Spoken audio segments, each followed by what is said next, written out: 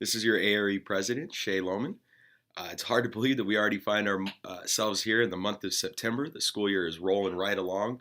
I've had the opportunity to go out and visit a lot of school sites, see a lot of the work you all are doing, and it's amazing the work that you guys do every single day out there. Here we are in September. Wanted to bring some updates to you that we think are relevant for this month. We want to talk about a few things from catastrophic leave. We want to talk about submission of transcripts for salary movement. We want to talk about some of our dues deduction schedule and how that's changing. Some questions related to the RUSD calendar, and then a STIRS workshop that we are holding in October.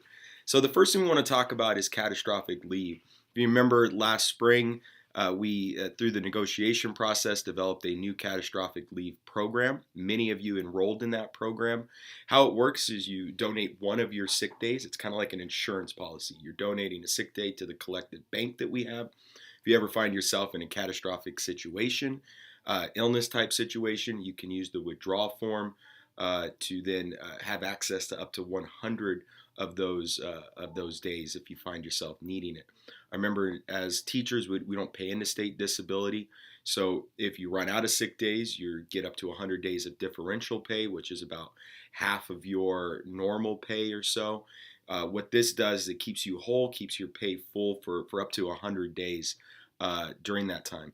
So if you would like to enroll, you have to submit a form by September 30th to Human Resources. But if you've already enrolled, you don't need to do anything. If you've already enrolled, there's nothing for you to do this year. This is just for new people that want to enroll. For the rest of you that have already enrolled, you will remain enrolled until our collective bank falls below 100 days.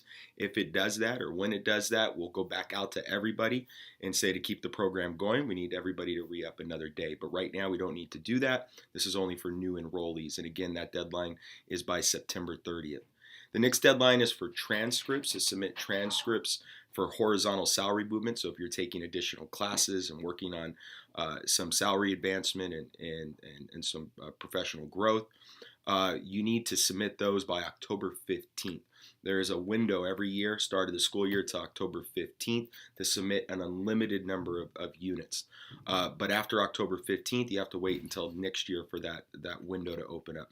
So I encourage anybody that's taking classes, order those transcripts, get those transcripts to submit it to Human Resources by October 15th.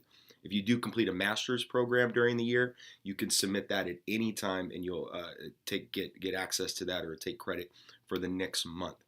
So again, transcripts by October 15th. Next topic is about our union dues. We have traditionally deducted dues from the month of September through the month of June. We're kind of going through that process of changing that cycle now. We're going to be deducting dues from August and eventually just August through May. Now for this year, we only did 9 deductions during last school year. So that June deduction this year is going to actually take place in August. This is only for returning employees. Then all employees, including our new employees, will have 10 deduction cycles this year from, we're going to go from September through June again. But then next year we'll be back on, everybody's on this regular path. We'll go from August through May. Again, nobody's paying more than they normally do, and within the calendar year, you're still having the same amount of dues deduction cycles. It's just changing when those are going to take place, and we're kind of going through a transition year for that. The next topic, we see a lot of questions about the rolling unified calendar. We're doing things a little bit different this year. We think it's really good for our members. So there are 2 extra days like we've always had, or we've had the last couple years. I don't want to say always, the last couple years, but these are per diem professional development days. And again, we're only doing this like on a year-by-year basis to see if we could continue it. Those dates are September 21st and November 1st. So again, those are the per diem. When you show up those days, you'll get an additional amount of money on your next paycheck per diem. But there are 2 other days. We're going to look at October 10th and December 21st. October 10th is a work day for elementary employees, and it's a day off for secondary employees, primarily for conferences for our elementary folks. But on December 21st, our secondary employees will work, but our elementary employees will have that last Friday before winter break completely off. It's a non-work day. So again, elementary work on October 10th, secondary doesn't. On December 21st, secondary will work doing their end of semester meetings and stuff that they do there. Then elementary will have the day off on that day. So it's a pretty good calendar compromise that we did this year. We think it meets the interest of both our elementary educators, our secondary educators, as well as the needs of the families in our school district. Last thing I have for you is going to be a retirement seminar that we are hosting here jointly with the Hacienda La Puente Teachers Association.